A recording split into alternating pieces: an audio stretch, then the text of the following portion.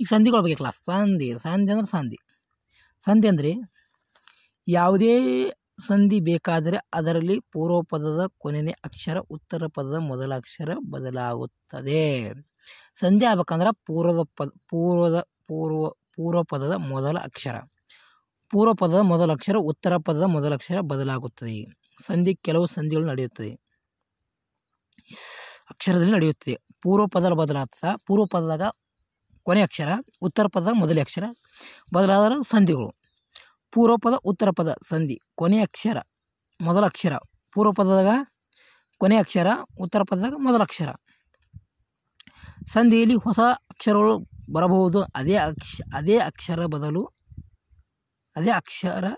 ಬರಬಹುದು, ಹೊಸ ಅಕ್ಷರ ಬರ್ಬೋದು. ಸಂಧಿಯಲ್ಲಿ 2 ಪ್ರಕಾರ: ಸ್ವರ ಸಂಧಿ, ಕನ್ನಡ ಸಂಧಿ. ಕನ್ನಡ ಸಂಧಿ, ಸ್ವರ ಸಂಧಿ, ಇದು ಸಂಸ್ಕೃತ ಸಂಧಿ. ಕನ್ನಡ ಸಂಧಿಯಾಗ ಸ್ವರ ಸಂಧಿ, ವ್ಯಂಜನ ಸಂಧಿ ಅಂತ ಬರ್ತಾವೆ 2. ಅದ್ರಾಗ ಸ್ವರ ಸಂಧಿಗ ಲೋಪ ಸಂಧಿ, ಆಗಮನ ಸಂಧಿ ಅಂತ ಬರ್ತಾವೆ. ವ್ಯಂಜನ ಸಂಧಿದಾಗ ಆದೇಶ ಸಂಧಿ ಒಂದೇ ಬರ್ತದೆ. ಈಗ ಸಂಸ್ಕೃತ ಸಂಧಿದಾಗ ಸ್ವರ ಸಂಧಿ, ವ್ಯಂಜನ ಸಂಧಿ ಬರ್ತಾವೆ 2. ಅದ್ರಾಗ ಸುವರ್ಣ ದೀರ್ಘ ಸಂಧಿ, ಗುಣಸಂಧಿ, ವೃದ್ಧಿ ಸಂಧಿ, ಎಣ ಸಂಧಿ ಇವು ಸ್ವರ ಸಂಧಿಗಳು. ವ್ಯಂಜನ ಸಂಧಿ ಜಸ್ವ ಸಂಧಿ, ಸ್ವಿತ್ವ ಸಂಧಿ, ಅನುನಾಸಿಕ ಸಂಧಿಗಳು. ಕನ್ನಡ ಸ್ವರ ಸಂಧಿಯಲ್ಲಿ 2 ಕನ್ನಡ ಪದಗಳು ಪೂರ್ವ ಪದದ ಕೊನೆಯ ಅಕ್ಷರ, ಉತ್ತರ ಪದದ ಮೊದಲ ಅಕ್ಷರ ಸ್ವರಗಳಾಗಿದ್ದರೆ ಅದನ್ನು ಕನ್ನಡ ಸ್ವರ ಸಂಧಿ ಅನ್ನುವರು.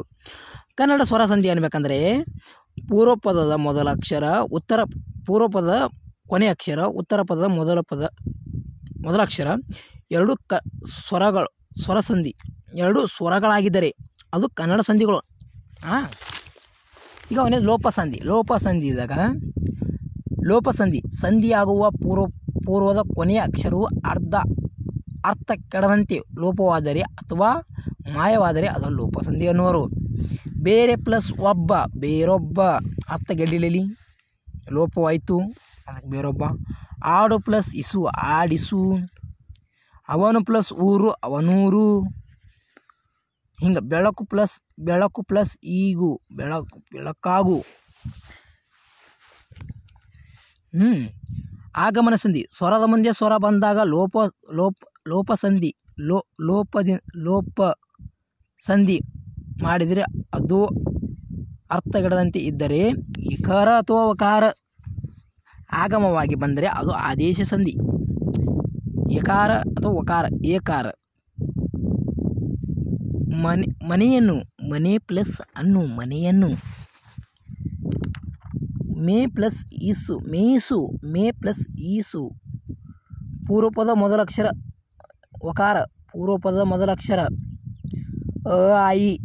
ಅ ಇ ಎ ಐ ಸ್ವರಗಳ ಮುಂದೆ ಒಂದೇ ಏಕಾರ ಬಂದರೆ ಅದು ಆಗಮನ ಸಂಧಿ. ವಕಾರ ಸಂಧಿಗಳು ಜಡೆ ಪ್ಲಸ್ ಅನ್ನು ಜಡೆಯನ್ನು. ವಕಾರ ಸಂಧಿ ಪೂರ್ವ ಪದದ ಕೊನೆಯ ಅಕ್ಷರ ಅ ಉ ಓ ಸ್ವರ ಮುಂದೆ ಬಂದರೆ ವಕಾರ ಬರುತ್ತದೆ. ಪೂರ್ವ ಪದದ ಕೊನೆಯ ಅಕ್ಷರ.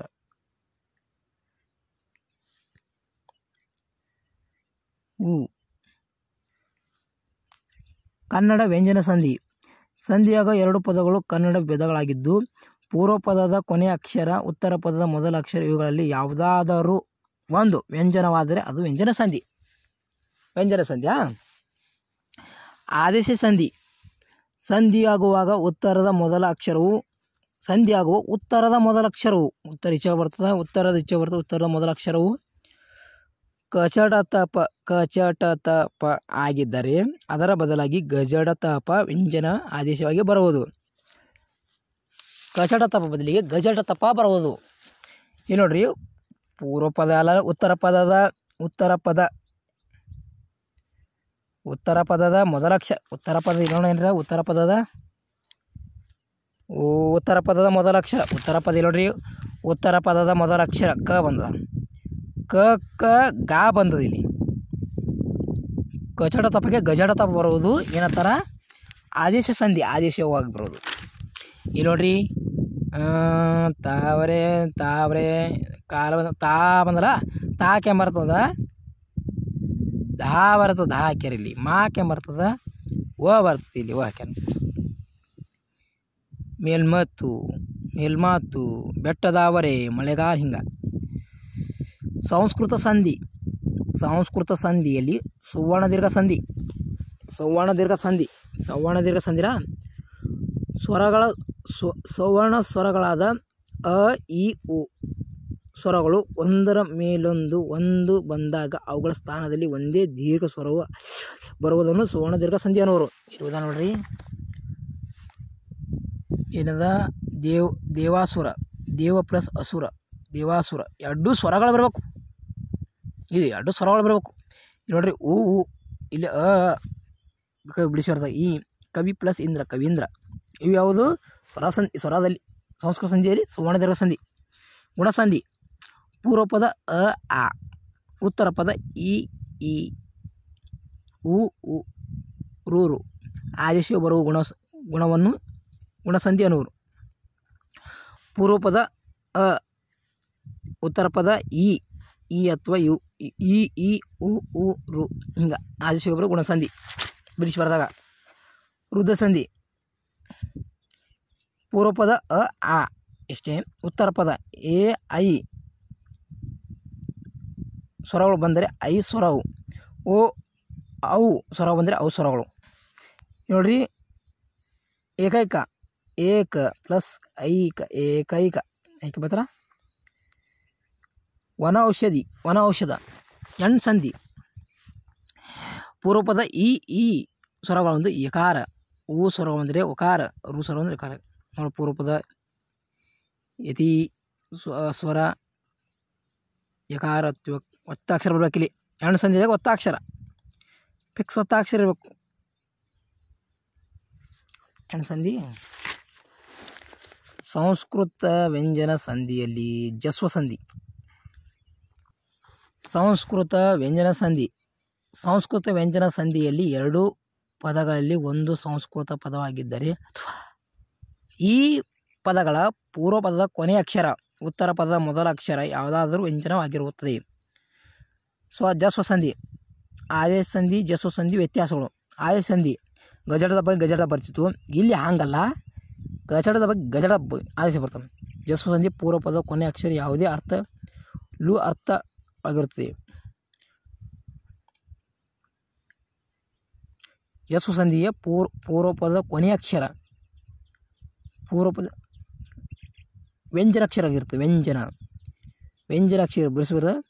ವಾಗ್ದೇವಿ ದೇವಿ ಆಗಲೇನಿತ್ತು ಆದೇಶ ಸಂಧಿದಾಗ. ನೋಡ್ರಿ, ಜಸ್ವ ಸಂಧಿದಾಗ ಏನದ, ಪೂರ್ವ ಪದದ ಮೊದಲ ಅಕ್ಷರ ಕ ಬಂದದ, ಅದಕ್ಕೆ ಗ ಬಂದದ.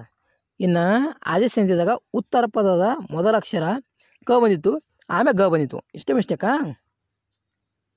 ಅಜಂತ, ವಾಗ್ದೇವಿ, ಷಡಾನ ಎಲ್ಲ ಜಸ್ವಂಧಿ. ಪ್ಲುತ್ವ ಸಂಧಿ, ಪೂರ್ವ ಪದ ಸಕಾರ, ಶಕಾರ ಅಥವಾ ತ ವರ್ಗದ ವ್ಯಂಜನಗಳಿಗೆ ಚ ವರ್ಗ ವ್ಯಂಜನಗಳು ಆದೇಶ ಬರುವುದು ಜಸ್ವ ಸಂಧಿ. ಪೂರ್ವ ಪದ ಪಯಸ್, ಪೂರ್ವ ಪದ ಸ ಅಥವಾ ಶ ಬರಬೇಕು. ಸ ಬತ್ತಲ್ಲ, ಶಕ್ಕಾಗಿ ಅದು ಸ್ವರ ಇದು ಆಗ್ತದೆ, ಸಂಧಿ ಆಗ್ತದೆ.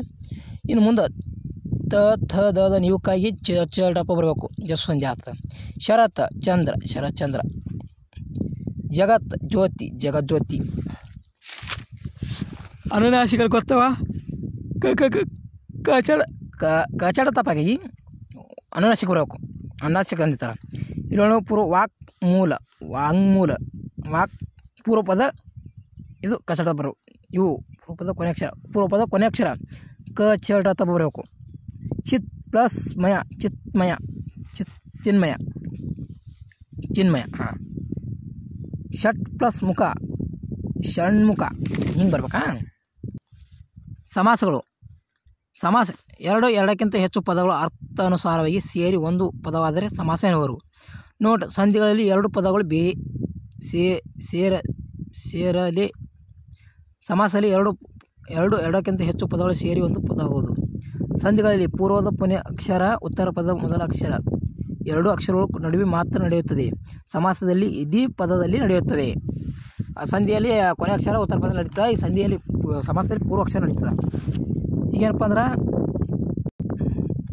ಈಗ ಸಮಾಸದಲ್ಲಿ ವಿಧಗಳು ತತ್ಪುರುಷ ಸಮಾಸ, ಕರ್ಮಧಾರಿ ಸಮಾಸ, ದ್ವಿಗು ಸಮಾಸ, ದ್ವಂದ್ವ ಸಮಾಸ, ಅಂಶಿ ಸಮಾಸ, ಬಹುವ್ರೀಹಿ ಸಮಾಸ, ಗಮಕ ಸಮಾಸ ಇವೆಲ್ಲ ಸಮಾಸಗಳು. ತತ್ಪುರುಷ ಸಮಾಸದಲ್ಲಿ ಪೂರ್ವಪದ ಉತ್ತರ ಪದವು ನಾಮಪದ ಆಗಿದ್ದಾರೆ. ಸಮಾಸದಲ್ಲಿ ಕ್ರಿಯಾಪದ ಆಗಿ ಆದರೆ ಅದು ನಾಮಪದ ಆಗುತ್ತದೆ. ತತ್ಪುರುಷ ಪೂರ್ವಪದ ಉತ್ತರ ಪದವು ನಾಮಪದಗಳಾದರೆ ಸಮಾಸದಲ್ಲಿ ಕ್ರಿಯಾಪದ ಆಗಿಲ್ಲ ಅಂದರೆ ಅದು ನಾಮಪದ ಆಗಿರುತ್ತದೆ. ಕ್ರಿಯಾಪದ ಆಗಿದ್ದರೆ ನಾಮಪದ ಆಗ್ತದೆ. ಮೊದಲು ಪೂರ್ವಪದ ಉತ್ತರ ಪದ ನಾಮಪದ ಆಗಿರಬೇಕು. ವಯಸ್ಸು, ವೃದ್ಧ ಇವೆಲ್ಲ ನಾಮಪದ. ವಯೋವೃದ್ಧ. ಭೂಮಿ ಇದು ಒಂದು ನಾಮಪದ. ಪತಿ, ಭೂಪತಿ. ಭೂತಕ್ಕೆ ಬಲಿ, ಭೂತಬಲಿ. ಹತ್ಯೆ, ಕಾಟ ಇವೆಲ್ಲ ನಾಮಪದಗಳು ಬರ್ತವೆ. ಕರ್ಮಧಾರಿ ಸಮಾಸ ಪೂರ್ವಪದ ಉತ್ತರ ಪದ ಗುಣವನ್ನು ತಿಳಿಸುವುದು. ಪೂರ್ವಪದದಲ್ಲಿ ಉತ್ತರ ಪದದ ಗುಣವನ್ನು ತಿಳಿಸುವುದು ಕರ್ಮಧಾರಿ ಸಮಾಸ. ಕಿರಿದಾದ ಪ್ಲಸ್ ಹಾವು. ಹಾಗಾವದ ಪೂರ್ವಪದ ಹೇಳುತ್ತೆ, ಕಿರಿಯಾದ ಕರ್ಮಧಾರಿ ಸಮಾಸ. ದ್ವಿಗು ಸಮಾಸ ಪೂರ್ವಪದದ ಸಂಖ್ಯೆಯನ್ನು ಸೂಚಿಸುವುದು. ಪೂರ್ವಪದ ಸಂಖ್ಯೆ ಸೂಚಿಸ್ತದ. ದ್ವಿಗು ಸಮಾಸ ಪೂರ್ವಪದ ಸಂಖ್ಯೆಯನ್ನು ಸೂಚಿಸ್ತದ. ಉತ್ತರ ಪದ ನಾಮವಾದರೆ ಅದನ್ನು ದ್ವಿಗು ಸಮಾಸ. ಒಗ್ಗಟ್ಟು, ಪಂಚೇಂದ್ರಿಯ, ನಾಲ್ವಡಿ, ಸಪ್ತಸ್ವರ, ಸಪ್ತಗಳಾದ ಸ್ವರ, ಮೂಗುವುದು, 3+ ಗಾವುದು. ದ್ವಂದ್ವ ಸಮಾಸ ಪೂರ್ವಪದ ಉತ್ತರ ಪದ ಆದರೆ ಸಮಾಸದಲ್ಲಿ ಎಲ್ಲ ಪದಗಳು ಒಂದೇ ರೀತಿಯ ಅರ್ಥ ಹೊಂದಿದೆ. ದ್ವಂದ್ವ ಸಮಾಸ. ಗುಡುಗು, ಸಿಡಿಲು, ಮಿಂಚು, ಗುಡುಗು. ಕೆರೆ, ಕಟ್ಟೆ, ಬಾವಿಗಳು. ಸೂರ್ಯ, ಚಂದ್ರ, ನಕ್ಷತ್ರಗಳು. ಆನೆ, ಕುದುರೆಗಳು. ಗಿರಿದ ವನವು. ಹಿಂಗೆ ಬಿಡಿಸೋಕೆ ಬರಲ್ಲ. ಅಂಶಿ ಸಮಾಸ ಪೂರ್ವಪದ ಭಾವನ ಉತ್ತರ ಪದ ಹೇಳುತ್ತದೆ. ತುಟಿ, ಕೆಳದುಟಿ. ಪೂರ್ವಪದದ ಭಾವವನ್ನು ಉತ್ತರ ಪದ ಹೇಳುತ್ತದೆ. ತುಟಿ ಕೆಳಗೆ. ರಾತ್ರಿ ಪ್ಲಸ್ ನಡುವೆ. ನಾಲಿಗೆ ಪ್ಲಸ್ ತುದಿ ಹಿಂಗೆ ಹೇಳ್ತದೆ. ಬಹುವ್ರೀಹಿ ಸಮಾಸ ಅಷ್ಟು ಗೊತ್ತಿಲ್ಲ. ಬಹುವ್ರೀಹಿ ಸಮಾಸ. ಕ್ರಿಯಾ ಸಮಾಸ ಪೂರ್ವಪದ ನಾಮಪದ ಉತ್ತರ ಪದ ಕ್ರಿಯಾ ಇದೆ. ಪೂರ್ವಪದ ನಾಮಪದ ಆಗಬೇಕು. ಪೂರ್ವಪದ ನಾಮಪದ ಆಗಬೇಕು. ಉತ್ತರ ಪದ ಕ್ರಿಯಾಪದ ಆಗಿರಬೇಕು. ಸಂಧಿ ಆಗ್ತದೆ. ಗಮಕ ಸಮಾಸ ಪೂರ್ವಪದ ನಾಮಪದ ಕದಂತವಾಗಿದ್ದು ಉತ್ತರ ಪದವು ನಾಮಪದವಾದರೆ ಅದನ್ನು ಗಮಕ ಸಮಾಸ. ಪೂರ್ವಪದ ಸರ್ವನಾಮ ಅವನು, ಅವಳು. ಉತ್ತರ ಪದ ನಾಮಪದ ಆದರೆ ಅದು ಗಮಕ ಸಮಾಸ. ಅವನು, ಅವಳು ಹಿಂಗೆ ಬಂದ್ರೆ ಗಮಕ ಸಮಾಸ ಬರ್ತಾವೆ. ಇನ್ನು ಅವ್ಯವ ಅಂದರೆ ಅವ್ಯವ ನಾಮಪದದ ಕ್ರಿಯಾಪದಗಳಂತೆ ಲಿಂಗ, ವಚನ, ವಿಭಕ್ತಿಗಳನ್ನು ಪ್ರಭಾವದಿಂದ ಬದಲಾಗುವುದೇ ಇರುವ ಪದಗಳನ್ನು ಅವ್ಯವ ಎನ್ನುವರು. ಅವ್ಯವದಲ್ಲಿ 6 ವಿಧ: ಅನುಕರಣೆ ಅವ್ಯವ, ಭಾವಸೂಚಕ ಅವ್ಯವ, ಕ್ರಿಯಾರ್ಥಕ ಅವ್ಯವ, ಸಂಬಂಧಾರ್ಥಕ ಅವ್ಯವ, ಅವಧಾರಣ ಅವ್ಯವ, ಸಾಮಾನ್ಯ ಅವ್ಯವ. ಅನುಕರಣ ಅವ್ಯವ ಅರ್ಥವಿಲ್ಲದೆ ಧ್ವನಿ ವಿಶೇಷಗಳನ್ನು ತಾನು ಹೇಳದಂತೆ ಪುನಃ ಅನುಕರಣೆ ಮಾಡಿ ಹೇಳುವುದು ಪದಗಳ ಅನುಕರಣೆ ಅವ್ಯವ. ಜುಳು ಜುಳು, ಪಟ ಪಟ, ದಗ ದಗ, ಸುಯ್ಯನೆ ಅನುಕರಣೆ ಮಾಡಿ ಹೇಳೋದು. ಭಾವನಾ ಅವ್ಯವ ನಿಪಾತ್ಯಗಳು ಥರ ಭಾವನಾ ಅವ್ಯವಗಳು ನಿಪಾತ್ಯಗಳು. ಆಹಾ, ಬೆಳಗ್ಗೆ, ಅಯ್ಯೋ, ಓ, ಔ, ಓ, ಎಲ್ಲ, ಅಯ್ಯೋ, ದೂ, ಹಬ್ಬ, ಬಲ, ಕಟಕ್, ಅಟ, ಕಟ, ಟ. ಕ್ರಿಯಾರ್ಧಕ ಅವ್ಯವ ಕ್ರಿಯಾಪದಗಳ ಸ್ಥಾನದಲ್ಲಿ ನಿಂತು ವಾಕ್ಯದ ಅರ್ಥವನ್ನು ಪೂರ್ಣಗೊಳಿಸುವುದು ಅವ್ಯವ. ಉಂಟು, ಬೇಕು, ನಡೆ, ಅಲ್ಲ, ಹೌದು, ಸಾಕು, ಇಲ್ಲ ಕ್ರಿಯಾಪದ ಅವ್ಯಗಳು. ಇನ್ನು ಸಂಬಂಧ ಸೂಚಕ ಅವ್ಯಗಳು ಮತ್ತು, ಅಥವಾ, ಆದ್ದರಿಂದ, ಅಲ್ಲದೆ, ಆದುದರಿಂದ, ಹಾಗಾದರೆ ಇವೆಲ್ಲ ಸಂಬಂಧ ಸೂಚಕ. ಅವಧಾರಣ ಅವ್ಯಗಳು ಅವನೇ, ಅವರೇ, ಅವರೇ, ಅದುವೇ, ನೀನೇ, ಅವಳೇ ಇವೆಲ್ಲ ಅವಧಾರಣ. ಸಾಮಾನ್ಯ ಅವ್ಯಗಳು ಒಂದು ಕ್ರಿಯೆ ನಡೆದ ರೀತಿಯಲ್ಲಿ ಹೇಳುವುದೇ ಪದಗಳು.